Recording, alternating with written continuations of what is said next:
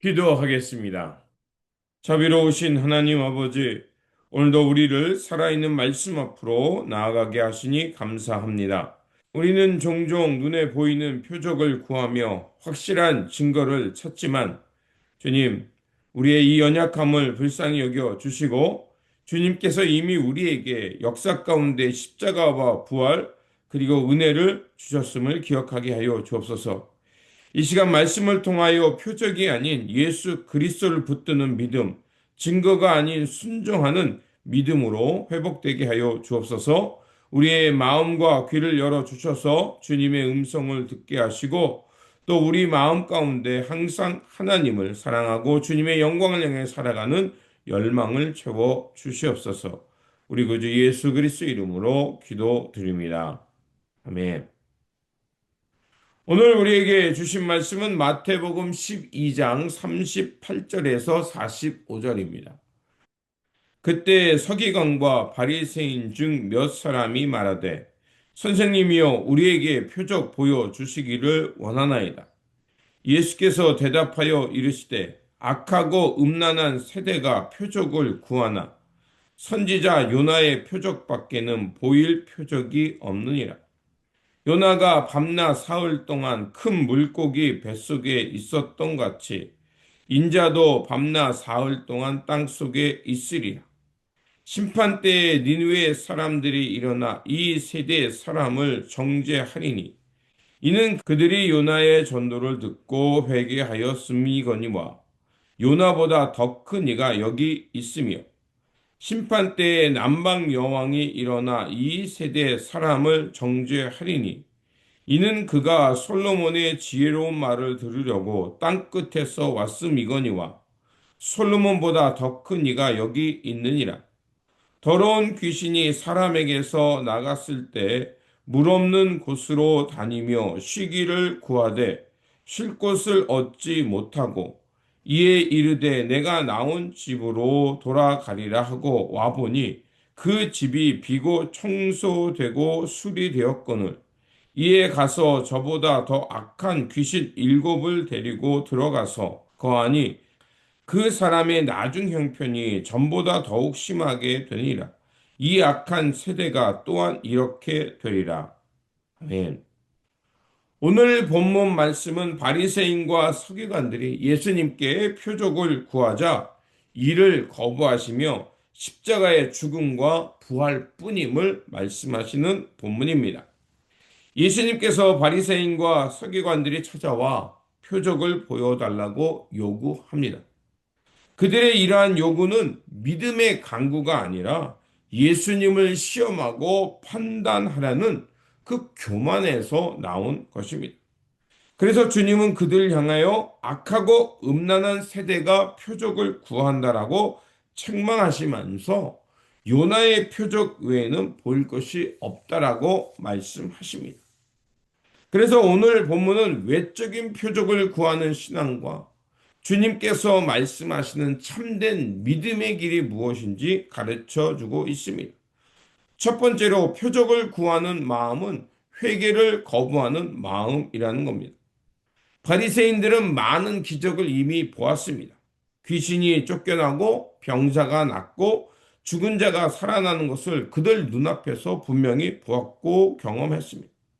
그러나 그들은 믿지 않았습니다. 왜일까요? 그들의 문제는 정보가 부족해서가 아니라 마음이 이미 굳어져 버렸고 예수님을 거부하려는 완고한 마음이 가득 차 있었기 때문입니다.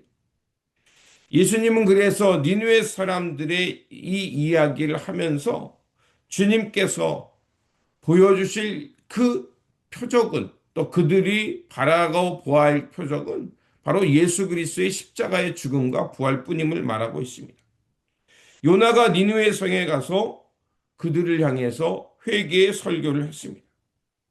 자, 그런데 어떻게 됐습니까? 니느웨 성 사람들은 그 요나의 얘기를 듣고 회개하고 하나님 앞에 나아가 통곡하여 구원을 얻었습니다.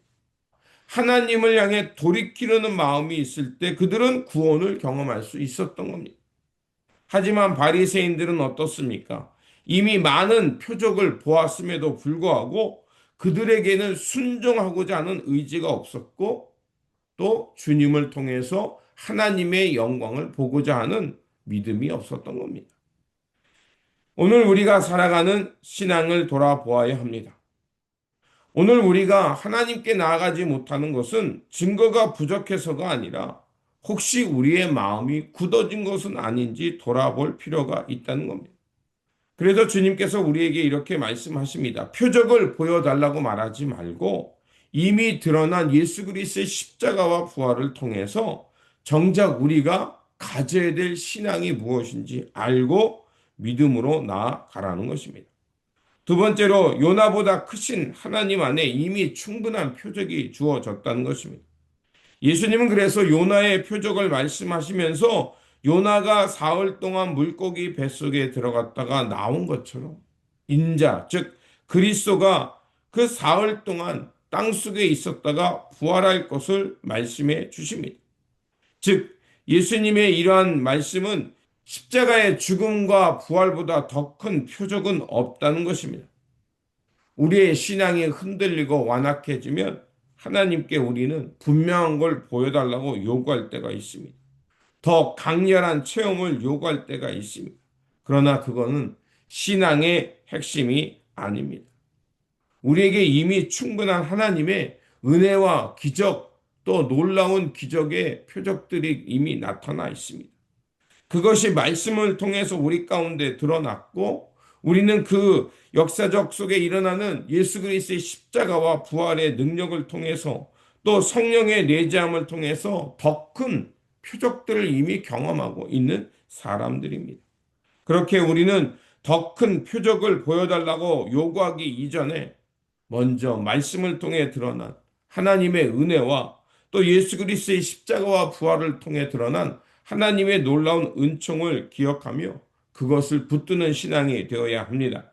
마지막으로 이제 우리의 영혼의 빈 공간에 말씀과 순종으로 채우라고 말씀하고 있습니다. 본문에서 예수님은 더러운 귀신이 나갔다가 그 쉴 곳을 찾지 못해서 다시 나왔던 곳으로 들어가는데 혼자 들어가는 것이 아니라 7 귀신을 데리고 들어간다는 이 비유를 통해서 말씀하고 있습니다. 신앙의 중요한 핵심은 우리가 하나님을 만나고 하나님을 경험해서 우리의 영혼이 하나님 앞에서 새로워졌다면 이제 그 새로워진 삶에 빈 공간으로 두는 것이 아니라 하나님의 말씀 그리고 기도를 통해서 하나님의 충만한 인재 그리고 성령이 우리 가운데 내재하는 그래서 성령을 통해 성령의 이끌림을 통해 살아가는 그 순종의 삶이 채워져야 한다는 겁니다. 우리가 하나님 앞에 새로워졌다면 주님의 십자가의 보혈과 부활을 통해서 이제 우리의 몸이 주님이 영이 거하는 거룩한 집이 되었다면 이제 우리에게 필요한 건 하나님이 늘 우리 안에 거하실 수 있도록 성령의 충만함 뿐만 아니라 이제 성령의 충만함 속에서 우리의 삶의 자리는 하나님 나라와 주님의 영광을 향해 살아가는 이런 순종의 삶이 필요한 것입니다. 만약 우리가 그것을 향해 나아가지 못하면 이전보다 더 나쁜 경우로 끌려갈 수 있음을 우리에게 말하고 있습니다. 우리의 믿음이 약해지면 무엇이 찾아옵니까? 두려움이 찾아옵니다. 사람이 공허하면 세상적 욕망으로 채워가기 마련입니다. 그러므로 우리의 마음을 다시 한번 점검하면서 잘못된 것, 여전히 육적인 욕망을 구하는 그런 마음들을 비워내고 이제 우리 영혼에 하나님과의 친밀한 교제, 그리고 말씀을 통한 하나님의 은총의 경험, 그리고 그 성령이 우리 안에 내재함을 통해서 하나님의 역사를 향해 살아가는 이런 순종으로 채워가면서 다시 한번 하나님 나라의 그 신실한 종으로 예수 그리스도의 믿음의 제자로 살아가시기를 주님의 이름으로 축원드립니다. 기도하겠습니다. 은혜로우신 하나님, 오늘 말씀을 통해 외적인 표적보다 말씀과 순종으로 살아가는 믿음이 더 중요함을 깨닫게 하시니 감사합니다.